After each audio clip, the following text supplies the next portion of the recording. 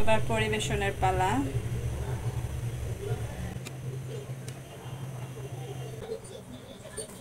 কিছু মরিচ কুচি দিব। রেডি আমার হালিম ইফতারের জন্য। এখানে মাংস কিছু কুচিয়ে নিয়েছি, হালিম রান্না করব। আমি বিডি ফুডের হালিম নিয়েছি। তো এখানে সবকিছু দেওয়াই থাকে কিভাবে রান্না করতে হবে, রন্ধন প্রণালী। তো যে এটা ডাল মিক্স, আর এই মশলাটা হলেই প্রায় রান্না শেষ। সাথে লাগবে পেঁয়াজ কুচি, মরিচ কুচি,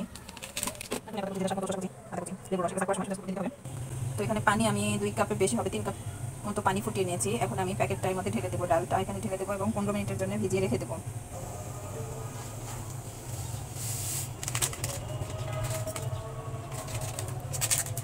ডালটা অর্ধেক প্রায় সেদ্ধ হয়ে যাবে।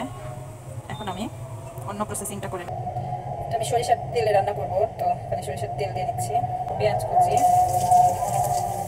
কুচিটা একটু বেশি করে দিব, দিয়ে এখান থেকে অর্ধেক পেঁয়াজ কুচিটা আমি তুলে রেখে দেবো, মানে পেঁয়াজ বেরেস্তা অর্ধেক উঠে রেখে দেবো। আর অর্ধেকের মধ্যে আমি মশলা মাংস বসিয়ে নেব।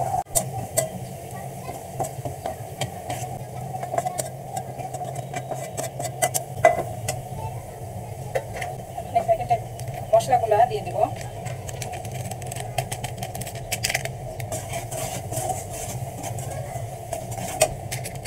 এর মধ্যে মাংসটা এখন মিশিয়ে দেবো। মাংসটা যদি কুক করা না থাকে তাহলে মাংসটা দিয়ে কষিয়ে পর্যাপ্ত পরিমাণে পানি দিয়ে আগে মাংসটা সিদ্ধ করে নিতে হবে। আমার মাংসটা যেহেতু রান্না করাই, তো মাংসটা সিদ্ধ হতে বেশি দেরি লাগবে না, সিদ্ধ হয়ে আসলে রান্না হতে দেরি লাগবে না।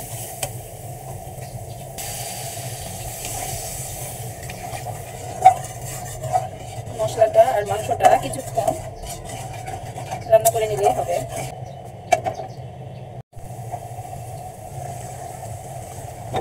তোমার মাংস আর মশলাটা কষানো শেষ। এখন আমার ভিজানো ডালের যে মিশ্রণটা আছে সেটা দিয়ে দেবো।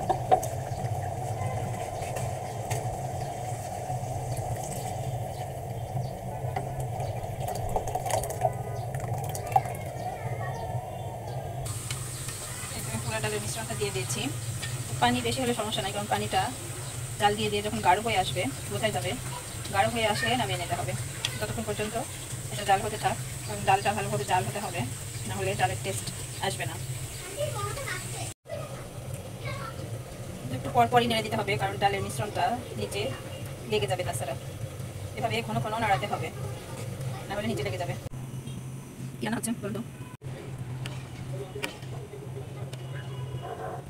হয়ে গেছে। আমি চুলাটা বন্ধ করে দেবো।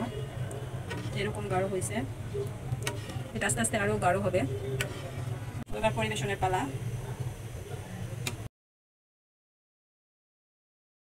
তো এখানে যে যার পছন্দ মতো পরিবেশন করে নেবে। আমি শুধু পেঁয়াজ বেরেস্তার কাঁচামরিচ দিয়েছি।